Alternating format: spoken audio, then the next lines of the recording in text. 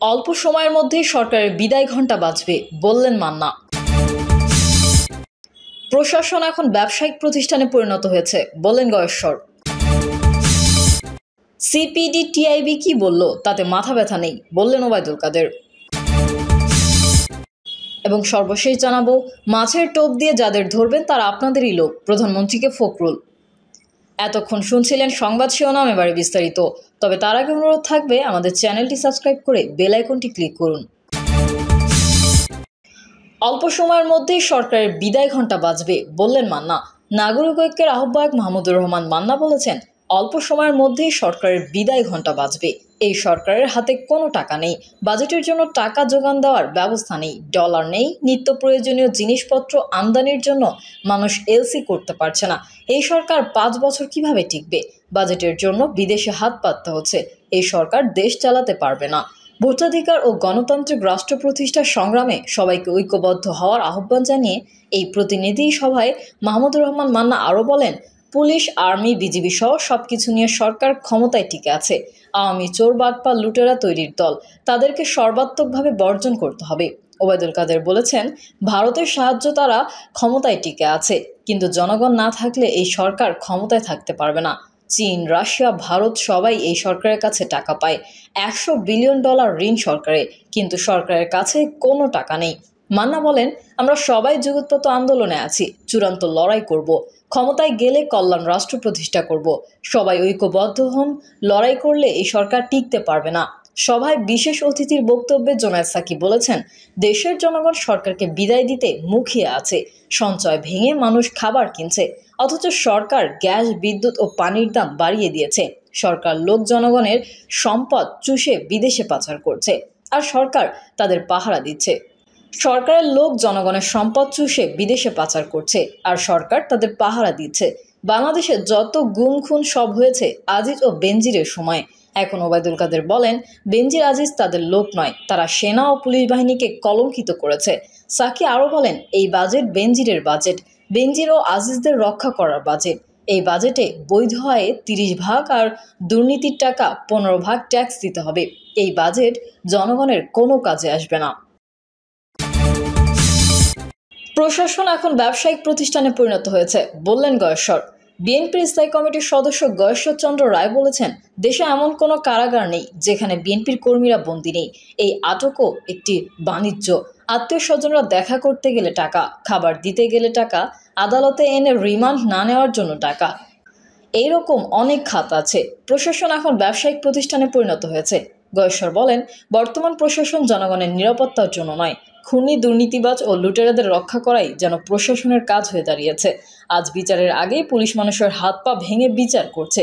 পুলিশের সামনে ছাত্রলীগের কর্মীরা থানায় ঢুকে বিএনপির নেতাকর্মীদের পেটাচ্ছে, কোনো বিচার নেই। তিনি বলেন, যে দেশে আইনের শাসন নেই সেই দেশের জনগণ বিচার চাইবে কার কাছে? বিচারপতি স্বাধীন নন।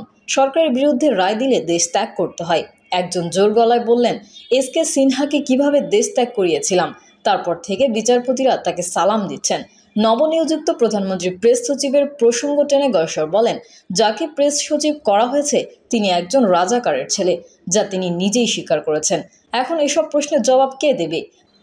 এরা তো নির্বাচিত সরকার নয়, তাই তারা জনগণের কাছে জবাব দিতে বাধ্য নয়। আমেরিকা বা কোনো রাষ্ট্র দেশের জন্য বিরুদ্ধে নিষেধাজ্ঞা দিলে তা জাতির জন্য লজ্জার উল্লেখ করে বিএনপির এই নেতা বলেন, কিন্তু সরকার লজ্জা পায় না। বেনজির র্যাব ডিজি থাকা অবস্থায় বিএনপির নেতা সালাউদ্দিনকে উত্তরা থেকে আটক করলো। তার 3 মাস পর ভারতে তাকে পাওয়া গেল। এটা কিভাবে সম্ভব হলো? কেন তদন্ত করা হলো না? সরকার কি বিষয়টি জানতো না? এমপি আনার হত্যা প্রসঙ্গে তিনি বলেন, আনার একসময় সর্বহারা পার্টি করতেন, আওয়ামী লীগ যোগদান করে মুক্তিযোদ্ধা হয়ে গেলেন। আনার যে খুন হয়েছে তা এখনও প্রমাণ করতে পারেনি। তার শরীরের টুকরা এখন পর্যন্ত পাওয়া যায়নি। আর যদি খুন হয়েই থাকে তাহলে তাকে খুনের দায়ে যাদের আটক করা হয়েছে, খুনিরা কেন তাকে খুন করলো তা প্রকাশ করছে না। সিপিডি টিআইবি কি বলল তাতে মাথা ব্যথা নেই বললেন ওবায়দুল কাদের। সড়ক পরিবহন ও সেতুমন্ত্রী ওবায়দুল কাদের বলেছেন, অপ্রদর্শিত অর্থ ব্যাংকে আনার ব্যবস্থা করছি। ব্যাংকে আসলে করের সুবিধা আরও বাড়বে। তিনি বলেন, এখন সিপিডি কি বলল, টিআইবি কি বলল, সুজন কি বলল, এসব নিয়ে আমাদের কোনো মাথা ব্যথা নেই। ওরা সবাই বিএনপির সুরে সুর মিলিয়ে কথা বলে, কথার সঙ্গে তাদের বাস্তব কর্মকাণ্ডে মিল নেই। প্রস্তাবিত বাজেটের প্রতিক্রিয়ায় সেন্টার ফর পলিসি ডায়ালগ বলেছে, এবারের বাজেটে সরকার মুনশিয়ানা দেখাতে পারেনি, কালো টাকা সাদা করার সুযোগ দেওয়া হয়েছে। এটা আওয়ামী লীগের নির্বাচনী ইশতেহারের সঙ্গে সাংঘর্ষিক। এর প্রতিক্রিয়ায় কথাগুলো বলেন ওবায়দুল কাদের।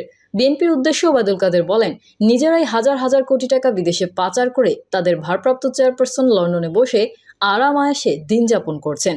সেই টাকার হিসাব মির্জা ফখরুল সাহেবদের দিতে হবে। বাজেট নিয়ে বিএনপির সমালোচনার জবাবে আওয়ামী লীগের সাধারণ সম্পাদক বলেন, বিএনপি আজকে বড় বড় কথা বলে, অর্থবাজারের কথা বলে, কালো টাকার কথা বলে, দেশকে গিলে খাওয়ার কথা বলে। তাদের সর্বশেষ বাজেট ছিল ৬৮,০০০ কোটি টাকা। তারপরও বাজেটের আগে সাইফুর রহমান সাহেবকে বিভিন্ন অর্থনৈতিক ফোরামে ভিক্ষার ঝুলি নিয়ে দৌড়াতে হয়েছিল। আমাদের সময়ে বাজেট দেওয়ার আগে কোনো অর্থমন্ত্রীকে বিদেশে গিয়ে ভিক্ষা চাইতে হয়নি। এতে বুঝতে পারেন দেশটা কোথা থেকে কোথায় আসছে।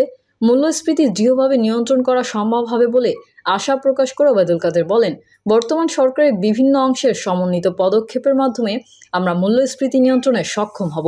এই বাজেটে মানুষের মৌলিক অধিকার, কৃষি, দেশীয় শিল্প ও সামাজিক নিরাপত্তাকে প্রাধান্য দেওয়া হয়েছে। এটা দেশের মানুষের জীবনমান উন্নত করবে।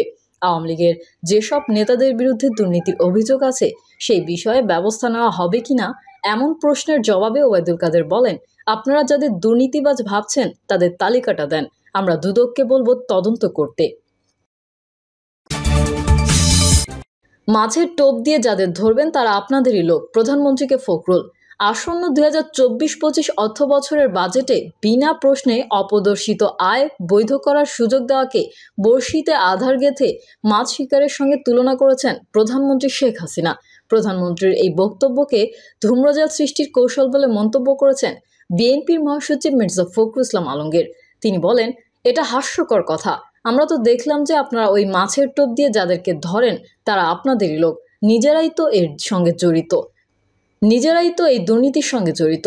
2024-25 অর্থ বছরের বাজেট পেশের পরদিন শুক্রবার বিকেলে তেজগাঁওয়ের ঢাকা জেলা আওয়ামী লীগের কার্যালয়ে এক আলোচনায় প্রধানমন্ত্রী বলেন, আমি বলি মাছ ধরতে গেলে তো আধার দিতে হয় না, আধার ছাড়া তো মাছ আসবে না, সেই রকম একটা ব্যবস্থা এটা আগেও হয়েছে, সেই তত্ত্বাবধায়ক সরকারের আমলেই শুরু করেছিল, এরপর সব সরকারই করে। এই বিষয়ে বিএনপির মহাসচিব বলেন, বাজেট দেখলেই বুঝতে পারবেন যে রাঘব বোয়ালদের খাবারের আরেক ব্যবস্থা করেছে। প্রতি বছর একই ঘটনা ঘটছে। যারা অর্থনৈতিক বিশ্লেষক তারা বলছেন এটা শুধুমাত্র ক্ষতি ছাড়া আর কিছুই করবে না। তিনি বলেন, যেখানে সবচেয়ে বড় সংকট হচ্ছে মানুষের জন্য মূল্যস্ফীতি, দ্রব্যমূল্য এত বেশি বেড়ে গেছে যে এটা সাধারণ মানুষের কাছে সহনীয় হচ্ছে না। আজ এসব কথা বলে ধূম্রজাল সৃষ্টি করা হচ্ছে। মানুষকে কতদিন প্রতারিত করে রাখা হবে?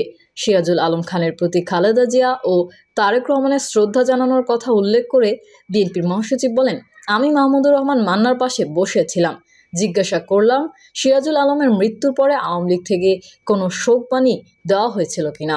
মান্না বললেন, না, দেওয়া হয়নি। তিনি বলেন, একবার ভাবুন কত বড় অকৃতজ্ঞ হলে একটি দল যাদের মূল চালিকা শক্তির মধ্যে এই মানুষটি ছিলেন তাকে তারা সহানুভূতি দিতে চায়নি। আজ সেই একই কারণে জিয়াউর রহমানকে তারা সহ্য করতে পারে না, অনেকেই পারে না।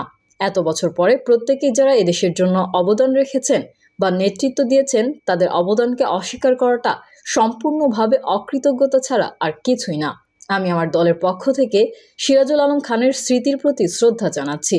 মির্জা ফখরুল বলেন, এখানে যারা বসে আছি আমরা সবাই বাংলাদেশের এই ভয়াবহ অবস্থা থেকে মুক্তি চাই বলেই আজ আমরা একসঙ্গে কাজ করছি। আমরা মনে করি যে বাংলাদেশ একটা ভয়ঙ্কর সংকটের মধ্যে পড়েছে, যেখানে বাংলাদেশের অস্তিত্ব আজ প্রশ্নের সম্মুখীন। এমন একটা শাসক গোষ্ঠী জোর করে ক্ষমতা দখল করে বসে আছে যারা দেশের সব প্রতিষ্ঠান ধ্বংস করে দিয়েছে। তিনি বলেন, 1971 সালে আপনারা অনেকেই মুক্তিযোদ্ধা ছিলেন, আপনাদের কোনো স্বপ্নই বাস্তবায়িত হবে দূরে থাক, সেই স্বপ্ন থেকে বহু দূরে বাংলাদেশকে তারা ছিটকে দিচ্ছে। এই অবস্থায় আজ সিরাজুল আলম খানকে আবার নতুন করে মনে করা দরকার যে তার অসাধারণ সাংগঠনিক শক্তি, তার সেই তাত্ত্বিক দার্শনিক যে যোগ্যতা, সেই যোগ্যতার মাধ্যমে বাংলাদেশের মানুষকে ঐক্যবদ্ধ করতে এবং সেই নামে স্বাধীন হতে তিনি সাহায্য করেছিলেন। প্রিয় দর্শক, এই ছিল এখনকার সর্বশেষ সংবাদ। আপডেট সংবাদ পেতে চ্যানেলটি সাবস্ক্রাইব করে বেল আইকনটি ক্লিক করুন। কমেন্টে আপনার মতামত জানিয়ে আমাদের সাথেই থাকুন। ধন্যবাদ সবাইকে। আল্লাহ হাফেজ।